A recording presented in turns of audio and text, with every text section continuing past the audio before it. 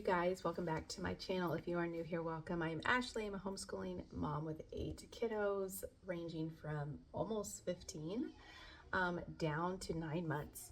So I've been starting to do and have done a few of my curriculum choices for 2024-2025. I have done 4th, 3rd, and 1st, and now I'm on to 7th grade.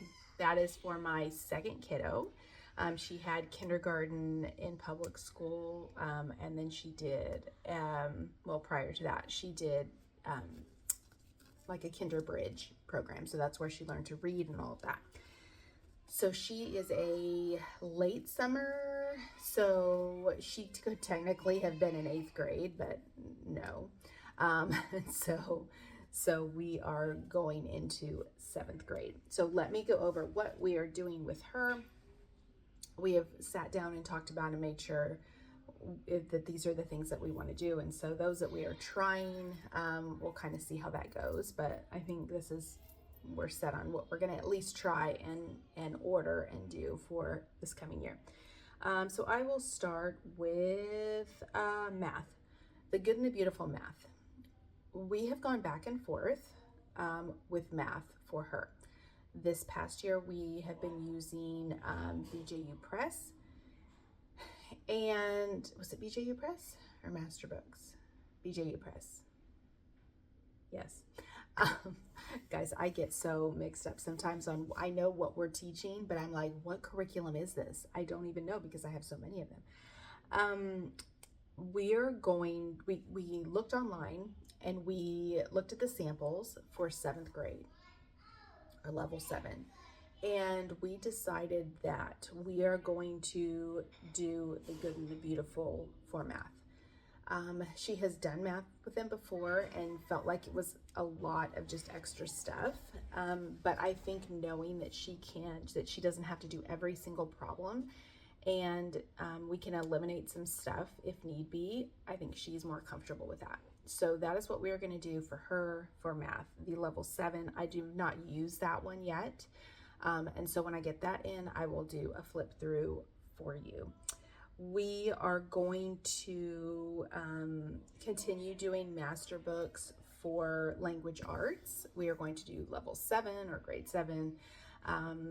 She has been doing that this past year. And when we looked up the language arts for the good and the beautiful, that is one that they have not redone. And so I knew that it was just going to be too much for her as far as extra stuff. And if I'm going to eliminate so much of it, there's really no point to do that particular one. And I wasn't a huge fan of the 7th grade one anyway, to be honest. And so we decided that we are going to stick with master books for language arts. We have done the level 6 this year, and it has gone really well. There is obviously the Christian aspect, the Bible mixed in with that, and so if that's not your cup of tea, then I wouldn't do that curriculum. But we enjoy it, and she loves doing things Bible related and all of that. So that is what we are going to do for her for language arts. Handwriting 7, that is from the good and the beautiful. That is the last handwriting, I believe, for them. And so she's sad about that, but I think that's the last one. And so she does not need handwriting practice past that. And if I feel like she does, we'll just find something that goes along with it. But for her, that is what we're going to be using, handwriting 7. I have said in all my videos that the good and the beautiful handwriting has done no wrong this whole time, and so we're just going to stick with it because that's what works. Wordly wise vocabulary, she does that. We are going to continue on with that for her. I think that corresponds with her grade, so I think it is still the level 7 or grade 7 for wordly wise. For science, we are going to do the good and the beautiful, and we're going to kind of play it by ear as far as which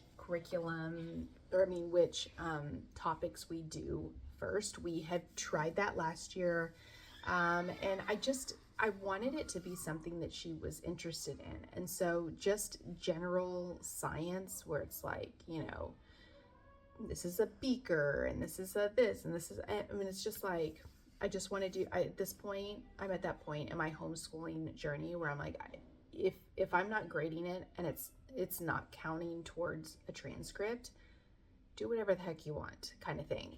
Do what you enjoy.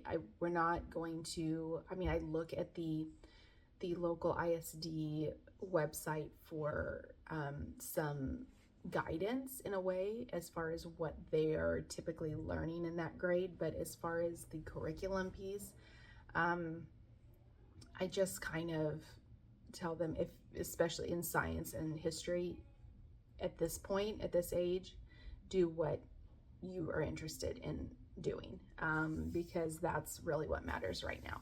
So we are going to be doing those unit studies and then doing that, kind of correlating with my younger kids, my 4th, 3rd, and 1st, and kind of doing it together in a way, but not, because they're not going to be strictly doing the unit studies, but they'll be doing their own part of the unit studies. And so that is what she'll be using for science. I've just got to figure out what she actually wants to do first and maybe plan that out at the beginning of the year. So I will keep you updated on that. We are also going to be doing the maturation and sexual reproduction unit from The Good and the Beautiful. I have gone over that with my oldest kid. I will probably have him sit in on it as well, just because if there's anything that he missed or maybe something that I skipped over that I thought at the time maybe he didn't need to know, I will probably do that together with them, because she's at that age where she needs to know stuff, and thankfully we're not in public school where we have to deal with 10,000 people, talking about it. So it is something that I trust this curriculum to tell them what it needs to tell them, and we go over that, and if they have any questions, great. If not, okay. But it leaves that door open so they can ask any questions. That is from The Good and the Beautiful. And then for history, we're gonna try, there's certain things that she's interested in. She does not like read alouds, me to sit and read to her. He doesn't like that. She's not a fan of that. And so when I sat and did one of the history curriculums with her and my older kiddo, it was just like, whew. That is just one of those things that is not how she learns. It's just not. And so we are going to try the campfire curriculum, and we're going to try the Titanic, because she is interested in that. And so they have a unit study on that, and whether or not we do that, kind of together, partially together and partially not, maybe not. We'll see how that goes.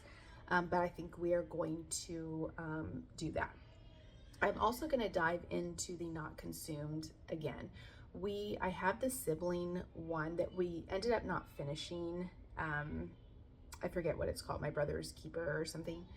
And I know they've redone things and they've added things since I have ordered from them. And so I want to look into that and see what might be beneficial, because I really like those, their pieces that they offer.